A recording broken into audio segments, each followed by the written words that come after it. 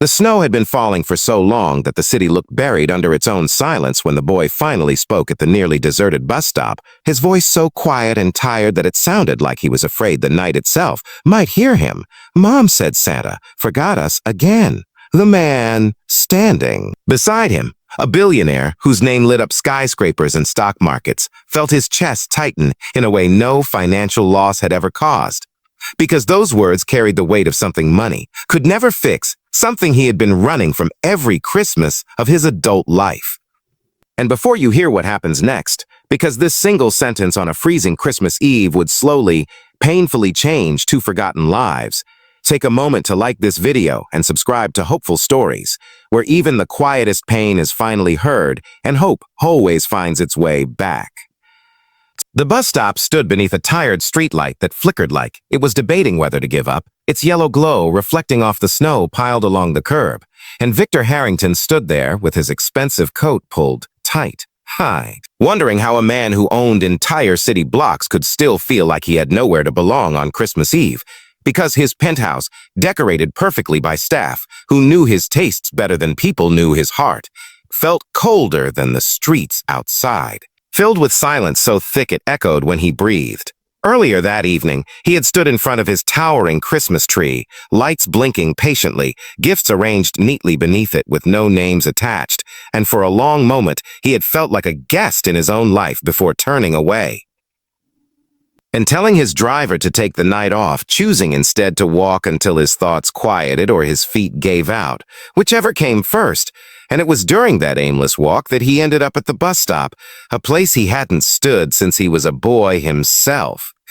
Before money had insulated him from ordinary waiting, the cold cut through the city, sharp and honest, and that was when he noticed the child sitting at the far end of the cracked bench, legs dangling above the icy ground, jacket stretched thin at the elbows, shoes worn down until the soles, barely free, pretended to protect him from the cold, his small hands gripping a flimsy grocery bag as if it held something far more precious than a few dented cans. And Victor might have walked past, might have kept his distance like he had learned to do with everything painful, if the boy hadn't sighed. A sound too heavy for someone so young, followed by the words that stopped Victor mid-step. A mom said Santa forgot us again, spoken without anger, without tears, just quiet acceptance, the kind that forms when disappointment becomes familiar. Victor turned slowly, unsure why his throat suddenly felt tight, and asked, "Forgot you?" as if saying it aloud might make it less true. But the boy only nodded, eyes fixed on the empty road, and said, "It's okay. Santa probably goes to houses with chimneys and fireplaces," pausing before adding, almost apologetically, "We don't even have heat tonight." And the wind seemed to sharpen right then, slicing through Victor's coat as his mind flashed to the fireplaces in his homes, lit every winter for appearance. Warmth wasted on rooms no one used. "Why are you out here so late?" Victor asked, struggling to keep his voice steady, and the boy replied simply, "Mom's working. She cleans offices at night.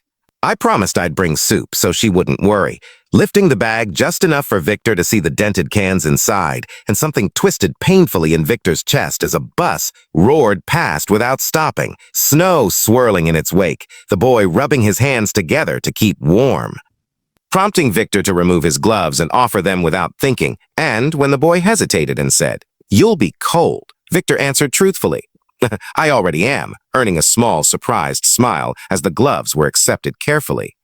Like kindness was something fragile that might break if handled too roughly. Silence settled between them, broken only by distant traffic and laughter spilling out from a restaurant, glowing with warmth across the street, and Victor finally asked, "Oh, what's your name?" To which the boy replied, "Ely," before politely asking, "Are you rich?" Catching Victor off guard enough to make him laugh quietly, admitting, "Yes," and Eli nodded thoughtfully, saying, "Then maybe Santa didn't forget everyone," a sentence that struck Victor harder than any insult he'd ever endured, because it was true in ways the boy didn't even know. Another bus passed, still not Eli's, and Victor found himself asking a question he hadn't asked anyone in years. If Santa didn't forget, what would you ask for? And Eli took his time, staring at the snow, before answering softly, "A heater? And for Mom to stop crying when she thinks I'm asleep." And Victor turned away, eyes burning, memories of his own childhood flooding back. Massive houses, Endless toys, parents always busy.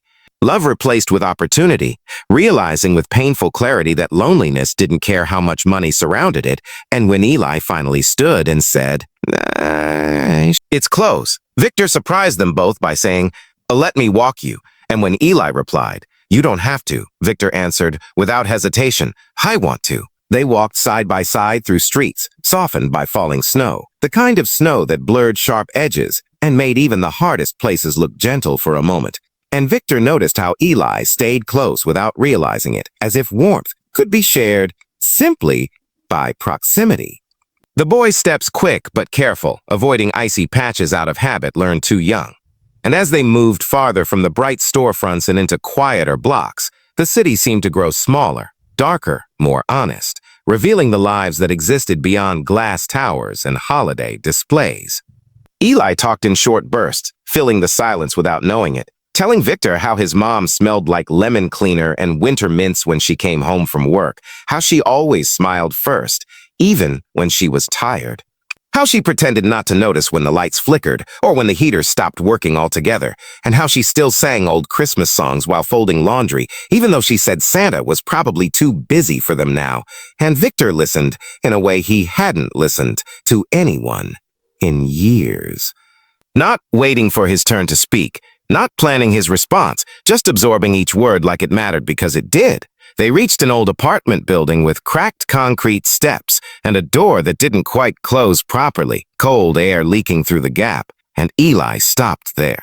Suddenly, shy, shifting his weight from one foot to the other, as if unsure whether to invite Victor any closer, finally saying, "For where we live," in a voice that carried both pride and apology. And Victor looked up at the building, at the dark windows, at the chipped paint and rusted railings, and felt something inside him settle into place. A quiet understanding that this was the moment his life had been leading him toward without his consent. "Wait here for a minute," Victor said gently, stepping aside as he pulled out his phone, making calls with a calm urgency that came from decades of command, calling people who owed him favors, people who moved fast when his name appeared on their screens. And within the hour, things began to change in small but miraculous ways. Portable heaters arrived humming softly like living things. Grocery bags replaced the dented cans with fresh food. Blankets, thick and warm, were stacked neatly on the worn couch.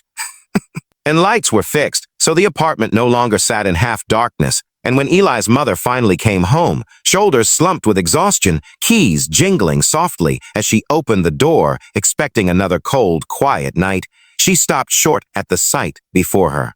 Confusion flashing across her face before turning into disbelief, then tears she tried unsuccessfully to hide as Victor explained who he was, and more importantly, who he wasn't, that he wasn't Santa, wasn't there out of pity. Just a man who had been reminded of something he'd forgotten a long time ago by her son at a bus stop. Christmas morning arrived without fanfare, no dramatic music or perfect decorations, just warmth spreading slowly through the apartment, laughter sounding unfamiliar but welcome, and breakfast. Victor returned to the same bus stop, standing beneath the same flickering streetlight, not to be seen, not to rescue, but simply to wait and listen, because he had learned that sometimes the most powerful thing you can offer another human being is your presence.